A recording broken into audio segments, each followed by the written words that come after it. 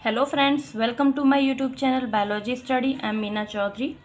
हमारा चैप्टर चल रहा था मॉलिकुलर बेसिस ऑफ इनहेरिटेंस, जिसमें हमने लास्ट वीडियो में कंप्लीट किया था रेगुलेशन ऑफ जीन एक्सप्रेशन।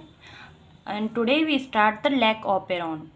तो ऑपेरॉन का कॉन्सेप्ट थोड़ा सा हमने लास्ट वीडियो में भी देखा था, आज हम उसको पढ़ने वाले हैं कम्प्लीटली। तो जैसा कि नाम से हमने देखा था, लास्ट वीडियो में भी देखा था, लैक ऑपेरॉन में जो लैक है इसका क्या मतलब है, लैक्टोज। और लैक ऑपेरॉन का क्या मतलब हुआ कि जो लैक्टोज है वो क्या कर रही है, किसी चीज़ को ऑपरेट या फिर कंट्रोल कर रही है, ठीक है, उसी को बोलते हैं the lac operon. The elucidation of the lac operon was also a result of a close association between a geneticist, Francois Jacob, and a biochemist, Jean Monod। तो यहाँ पे ये जो इल्यूसिडेशन है इसका क्या मतलब हुआ, एक्सप्लेनेशन, यानी कि जो पहली बार लैक ऑपेरॉन है इसको किसने एक्सप्लेन किया था, जो ये साइंटिस्ट थे जैकब एंड मेनॉड, इन्होंने क्या किया था, पहली बार जो लैक ऑपेरॉन था इसको एक्सप्लेन किया। They were the first to elucidate a transcriptionally regulated system. तो ट्रांसक्रिप्शनली रेगुलेटेड सिस्टम का क्या मतलब हुआ कि जो ट्रांसक्रिप्शन है वो रेगुलेट हो रही है या फिर कंट्रोल हो रही है, क्योंकि जब ज़रूरत है तब वो हो रही है और जब ज़रूरत नहीं है तो ट्रांसक्रिप्शन नहीं हो रही। इसी को बोलते हैं ट्रांसक्रिप्शनली रेगुलेटेड सिस्टम। जो फर्स्ट टाइम किसने दिया था, जो साइंटिस्ट जैकब एंड मोनोड थे, इन्होंने इसको फर्स्ट टाइम दिया। कौन सा सिस्टम, ट्रांसक्रिप्शनली रेगुलेटेड सिस्टम, ठीक है। In lac operon, here's lac refers to lactose. जैसे हमने बताया था कि जो लैक है उसका क्या मतलब है, lactose. A lac operon, a polycistronic structure gene, is regulated by a common promoter and a regulatory genes. Such arrangement is very common in bacteria and it refer to as a operon. तो जो lack operon है उसमें क्या है, जो structure gene है वो कैसा है, पॉलीसिस्ट्रोनिक। कि जैसे हमने लास्ट वीडियोस में भी देखा था, जो सिस्ट्रॉन है वो दो टाइप्स का है, पॉलीसिस्ट्रोनिक एंड मोनोसिस्ट्रोनिक। तो पॉलीसिस्ट्रोनिक किसमें पाया जाता है, प्रोकैरियोट्स में, और जो मोनोसिस्ट्रेनिक स्ट्रक्चरल जीन है वो पाया जाता है यूकैरियोट्स में। तो जो पॉलीसिस्ट्रोनिक है उसका मतलब क्या है कि जो इनकोड कर रही है लैक ऑपेरॉन वो एक से ज़्यादा पॉलीपेप्टाइड्स को इनकोड करती है, यानी कि उससे क्या होगा, एक से ज़्यादा जो प्रोटीन है वो बनेंगे। लेकिन मोनोसिस्ट्रोनिक में क्या होता है, जो यूकैरियोट्स में पाई जाती है उसमें एक ही टाइप का जो प्रोटीन है वो बनता है, ठीक है। क्योंकि जो यूकैरियोट्स हैं, जैसे हम ह्यूमन बींग्स हैं, उनमें क्या होता है, प्रोटीन्स अगर एक से ज़्यादा टाइप्स के होंगे तो वो कॉम्प्लेक्स हो जाएगा। तो इसी वजह से जो ह्यूमन्स हैं हम में क्या होता है, मोनोसिस्ट्रेनिक स्ट्रक्चरल जीन पाई जाती है, ठीक है।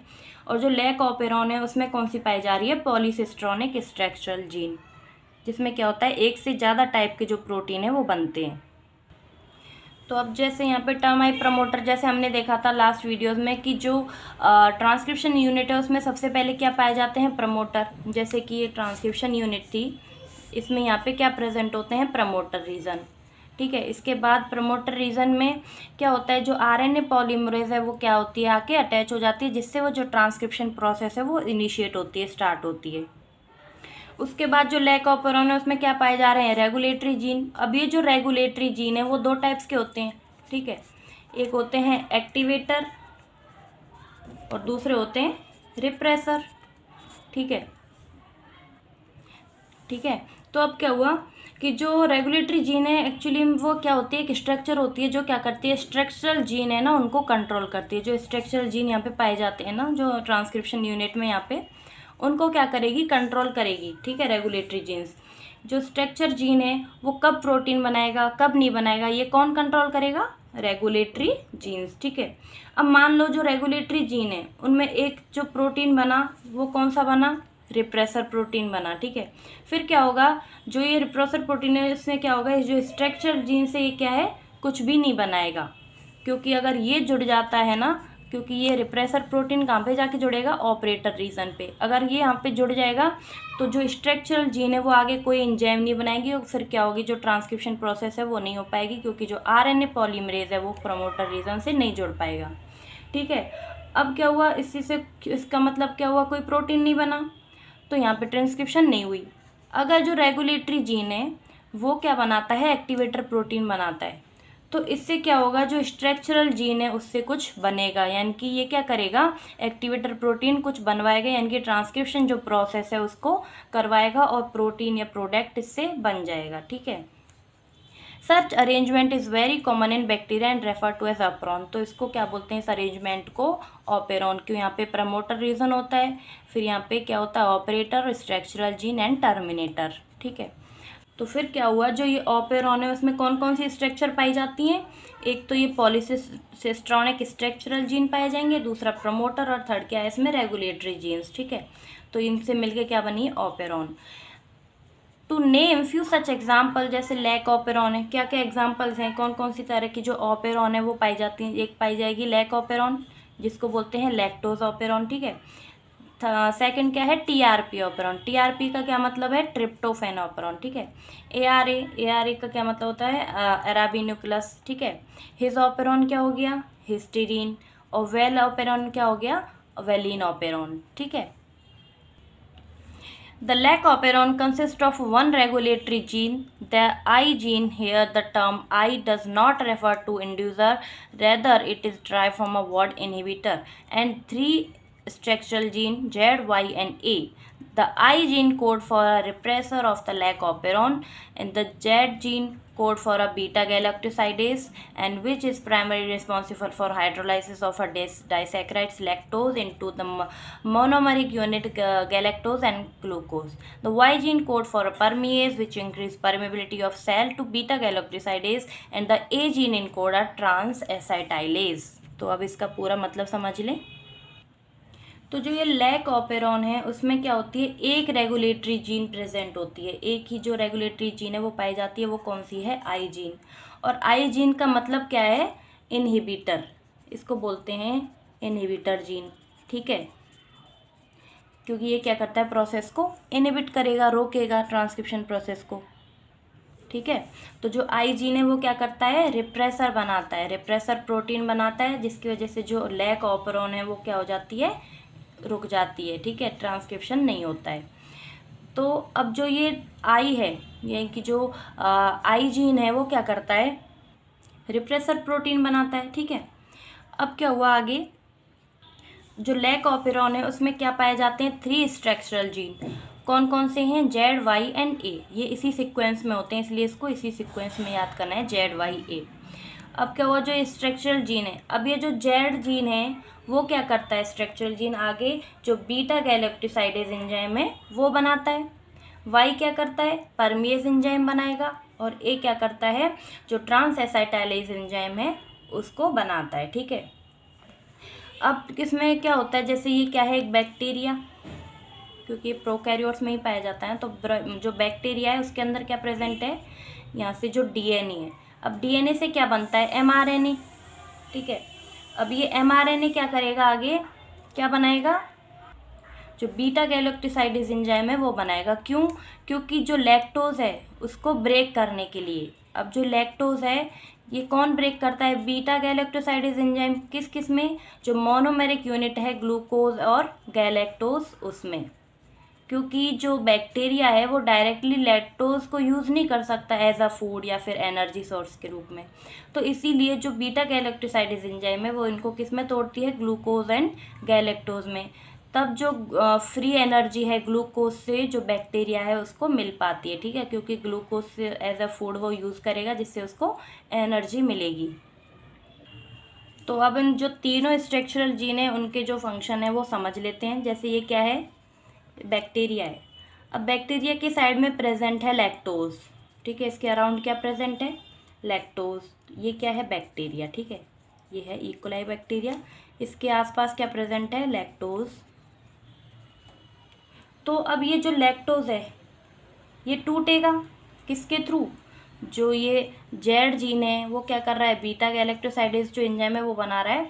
तो जो बीटा गैलेक्टोसाइडेज एंजाइम है वो इसको दो पार्ट्स में ब्रेक कर देगी, दो मोनोमेरिक, क्योंकि जो लैक्टोज है वो डाइसैकेराइड्स है, इसको मोनोसैकेराइड में तोड़ना है। तो ये क्या बनेगा? ग्लूकोज और गैलेक्टोज।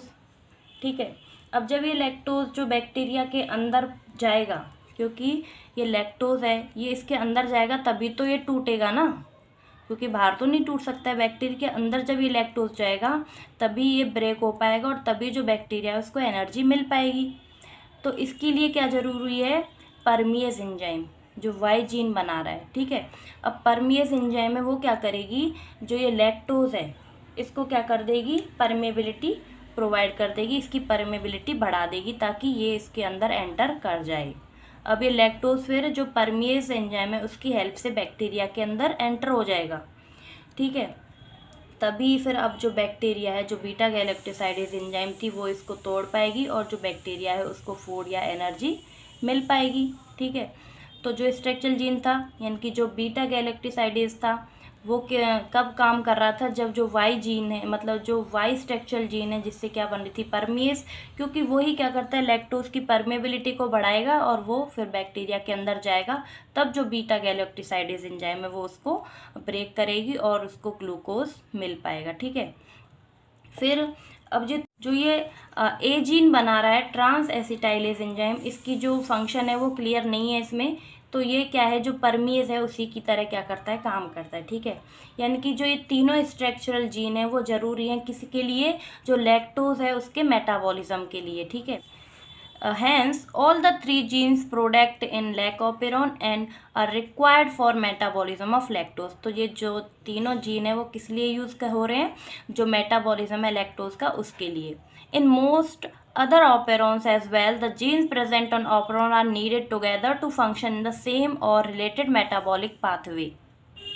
तो इसका क्या मतलब हुआ कि जो अदर ऑपेरॉन्स हैं, जैसे लैक ऑपेरॉन है, उनकी तरह जो अदर ऑपेरॉन्स थी, जैसे टीआरपी ऑपेरॉन, एआरए ऑपेरॉन या फिर हिज ऑपेरॉन या वेल ऑपेरॉन, ये क्या है, इन सारी जो ऑपेरॉन्स हैं उसमें जो स्ट्रक्चरल जीन हैं वो क्या कर रहे हैं, वो भी जो प्रोडक्ट है उसको बनाते हैं और जो क्या करते हैं, इस जो मेटाबॉलिक पाथवे है उसके इसीलिए ज़रूरी होते हैं। जैसे टीआरपी जो ऑपेरॉन है यानी कि उसमें क्या है, जो मेटाबॉलिक पाथवे है ट्रिप्टोफन का, उसके लिए इम्पॉर्टेंट है वो स्ट्रक्चरल जीन्स, ठीक है। जैसे लैक ऑपेरॉन में लैक्टोज के लिए क्या थे, मेटाबॉलिक पाथवे को किसमें जो लैक्टोज का मेटाबॉलिक पाथवे या मेटाबॉलिज्म है उसके लिए ज़रूरी थी। ऐसे ही जैसे ट्रिप्टोफन के लिए जो है वो मेटाबॉलिक पाथवे के लिए ये स्ट्रक्चरल जीन अदर्स जो होते हैं वो सेम फंक्शंस करते हैं, यानी कि मेटाबॉलिज्म के लिए ज़रूरी होते हैं, ठीक है। अब यहाँ पे जो फिगर 6.14 है उसमें लैक ऑपेरॉन का डायग्राम दे रखा है, एक बार हम इसको समझ लेते हैं। इसमें क्या हो रहा है, दो स्टेप्स में हो रही है। जो एक है एब्सेंस ऑफ इंड्यूसर, यानी कि जो इंड्यूसर है वो क्या है यहाँ पे लैक्टोज, ठीक है। तो अगर लैक्टोज की एब्सेंट है तो क्या हो रहा है, और अगर लैक्टोज प्रेजेंट है यानी कि जो इंड्यूसर लैक्टोज है अगर वो प्रेजेंट है तो फिर क्या हो रहा है, इनको एक बार समझ लेते हैं। जैसे यहाँ पे लैक्टोज एब्सेंट है तो कोई भी एंजाइम नहीं बन रही है, ठीक है। और यहाँ पे लैक्टोज प्रेजेंट है यानी कि एंजाइम्स बन रही हैं। ये सारी जो बीटा गैलेक्टोसाइडेज है, परमीज है, ट्रांस एसिटाइलेज है, ये सारी जो एंजाइम्स है वो बन रही हैं किसकी प्रेजेंस में, लैक्टोज की यानी कि इंड्यूसर की। अब देखते हैं कि जो एब्सेंट है लैक्टोज उसमें क्या हो रहा है। ये है प्रमोटर रीजन, ये है आई जीन, इनहिबिटर जीन, ये promoter, operator, structural gene Z, Y and A. इसको इसी सीक्वेंस में याद कर लेना, ठीक है। अब ये प्रमोटर पे क्या हुआ, यहाँ पे जो अगर हम देखते हैं एब्सेंस ऑफ इंड्यूसर में प्रमोटर रीजन पे जो आरएनए पॉलीमरेज है वो आके क्या होगी, जुड़ जाएगी, जिसके बाद क्या होगा, जो ट्रांसक्रिप्शन प्रोसेस है वो स्टार्ट हो जाएगी, इनिशिएट हो जाएगी। अब जैसे ही जो आरएनए पॉलीमरेज है वो आगे मूव करेगी आई जीन पे, तो क्या होगा, आई जीन से रिप्रेसर एमआरएनए बनेगा और फिर जो रिप्रेसर एमआरएनए है उससे क्या बन जाएगा, रिप्रेसर, ठीक है, रिप्रेसर प्रोटीन। अब क्या होगा, जो ये रिप्रेसर है वो आके जो ऑपरेटर रीजन है वहाँ पे जुड़ जाएगा। अब इसके जुड़ने की वजह से क्या हुआ, जो प्रमोटर रीजन है यहाँ पे ये वाला, इस पे जो आरएनए पॉलीमरेज है वो आके नहीं जुड़ पाएगी, क्योंकि जो रिप्रेसर प्रोटीन है अगर वो ऑपरेटर रीजन पे जुड़ जाता है तो फिर आरएनए पॉलीमरेज प्रोमोटर रीजन से नहीं जुड़ पाएगी। अगर आरएनए पॉलीमरेज प्रोमोटर रीजन से नहीं जुड़ पाएगी तो फिर जो ट्रांसक्रिप्शन प्रोसेस नहीं हो पाएगी, और अगर ट्रांसक्रिप्शन प्रोसेस नहीं हुई तो जो एमआरएनए है वो नहीं बनेगा, और एमआरएनए नहीं बना तो जो एंजाइम्स हैं और जो प्रोडक्ट प्रोटीन है वो भी नहीं बनेगा, ठीक है। तो ये क्या हुआ, इंड्यूसर की एब्सेंस में, कि यहाँ पे जो रिप्रेसर बाइंड करता है ऑपरेटर पे, तो क्या होगा, it prevent the RNA polymerase from transcribing the operon. यानी कि जब आरएनए पॉलीमरेज यहाँ पे नहीं जुड़ पाएगी प्रमोटर पे तो जो ट्रांसक्रिप्शन प्रोसेस है वो आगे नहीं हो पाएगी और फिर कोई प्रोडक्ट आगे नहीं बनेगा, प्रोटीन नहीं बनेगा। अब जो ये सेकंड केस है जिसमें लैक्टोज प्रेजेंट है उसमें क्या हो रहा है देखते हैं। जैसे आरएनए पॉलीमरेज प्रमोटर रीजन पे जुड़ा तो जो ट्रांसक्रिप्शन प्रोसेस है वो स्टार्ट हो गई, ठीक है। अब जो आरएनए पॉलीमरेज है वो आगे मूव किया आई जीन पे, तो यहाँ पे जो आई जीन था उसने क्या बना लिया, रिप्रेसर एमआरएनए। यहाँ तक तो सेम है, रिप्रेसर एमआरएनए क्या बनाया, रिप्रेसर बना दिया। अब जो यहाँ पे रिप्रेसर है इस पे जो इंड्यूसर है वो आके जुड़ जाएगा। इंड्यूसर क्या है, लैक्टोज। अब लैक्टोज जब यहाँ पे जुड़ेगी रिप्रेसर से तो जो ये रिप्रेसर है वो क्या हो जाएगा, इनएक्टिव, ठीक है। अगर रिप्रेसर इनएक्टिव होगा तो वो ऑपरेटर से बाइंड नहीं कर पाएगा, ठीक है, ऑपरेटर से नहीं जुड़ेगा। अगर रिप्रेसर ऑपरेटर से नहीं जुड़ा तो जो आरएनए पॉलीमरेज है वो प्रमोटर पे जुड़ेगी और जो ट्रांसक्रिप्शन प्रोसेस है वो स्टार्ट हो जाएगी, ठीक है। फिर जो एमआरएनए था इससे क्या होगा, आगे क्या बन जाएगा यहाँ पे, लैक एमआरएनए यानी कि लैक्टोज एमआरएनए। अब ये जो लैक्टोज एमआरएनए है इससे क्या बनेंगे फिर एंजाइम्स। जो जेड स्ट्रक्चरल जीन है वो कौन सी एंजाइम बनाएगा, बीटा गैलेक्टोसाइडेज। वाई जीन कौन सी बनाएगा, परमिएज। और जो ए जीन है वो बनाएगा ट्रांसएसाइटालेज, ठीक है। अब इसकी वजह से क्या हुआ कि जो एंजाइम्स बने हैं वो किसकी वजह से बने हैं, लैक्टोज की वजह से, क्योंकि lactose as a inducer attach हुआ था रिप्रेसर से, जिसकी वजह से जो ट्रांसक्रिप्शन प्रोसेस है वो हो पाई, क्योंकि आरएनए पॉलीमरेज पी रीजन पे जुड़ा, ठीक है। और उससे फिर आगे लैक एमआरएनए बना, इसकी वजह से जो प्रोडक्ट है यानी कि जो एंजाइम्स हैं वो बन गए, ठीक है। तो जो ये ऑपेरॉन है वो किसकी वजह से ऑपरेट हो रही है, कंट्रोल हो रही है, लैक्टोज की वजह से, ठीक है। अब आगे देखते हैं हम। Lactose is the substrate for the enzyme beta galactosidase and it regulates switching on and off the operon. तो लैक्टोज क्या है, एक सबस्ट्रेट की तरह काम कर रहा है जिससे आके जो एंजाइम है बीटा गैलेक्टोसाइडेज वो क्या कर रही है, जुड़ रही है, जिसकी वजह से लैक्टोज की वजह से क्या हो रहा है, जो ये ऑपेरॉन है वो रेगुलेट हो रही है, कंट्रोल हो रही है, यानी कि ऑन ऑफ हो रही है। क्योंकि जब लैक्टोज इंड्यूसर यानी कि इसीलिए जो ऑपेरॉन है उसको इंड्यूसर बोलते हैं, क्योंकि hence it term as inducer, क्योंकि जो ऑपेरॉन है उसको किसने ऑन किया, लैक्टोज ने, ठीक है। In the absence of preferred carbon source such as a glucose, if lactose is provided in the growth medium for bacteria, the lactose is transported into the cell through action permease. Remember, a very low of expression of a lac operon has to be present in the cell all the time.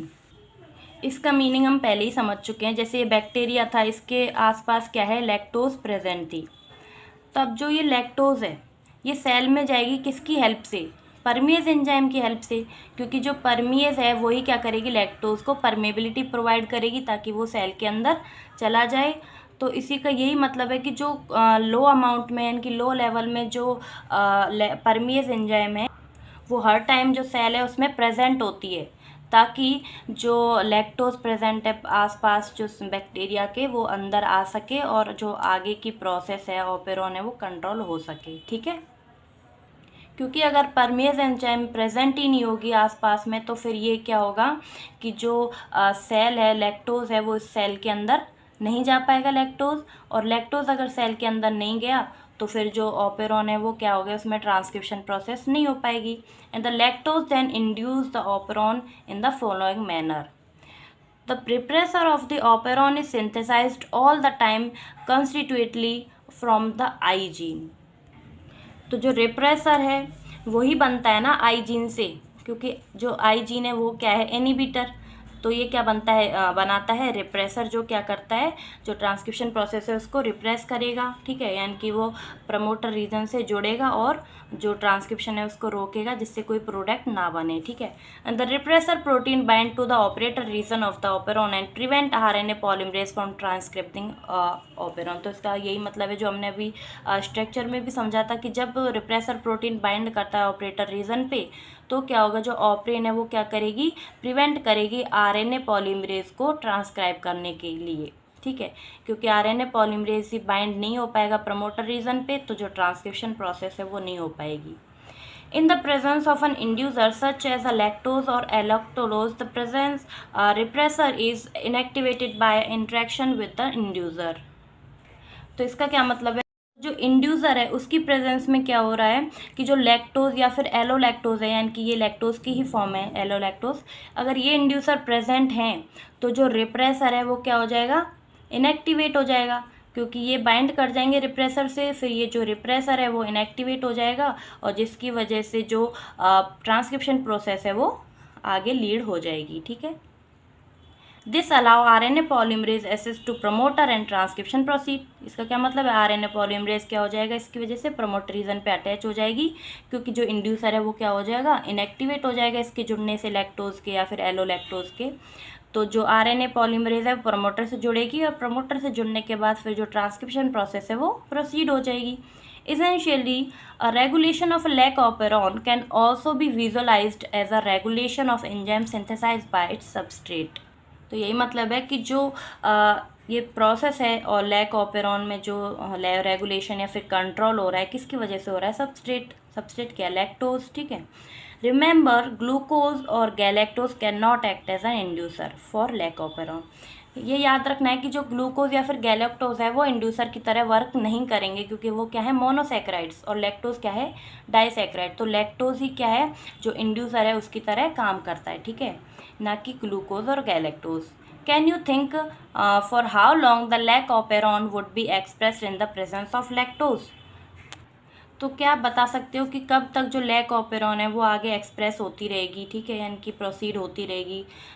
तो इसका क्या मतलब है कि जो lactose जब तक present होगा तब तक ये जो प्रोसेस है लैक ऑपेरॉन में वो होती रहेगी, क्योंकि अगर लैक्टोज प्रेजेंट है तो वो टूटेगा बीटा गैलेक्टोसाइडेज एंजाइम के द्वारा और फिर जो प्रोसेस है वो एंजाइम्स बनती रहेंगी। ठीक है, यानी कि जब तक इसमें लैक्टोज प्रेजेंट होगा तब तक जो एंजाइम है और जो प्रोसेस है वो चलती रहेगी।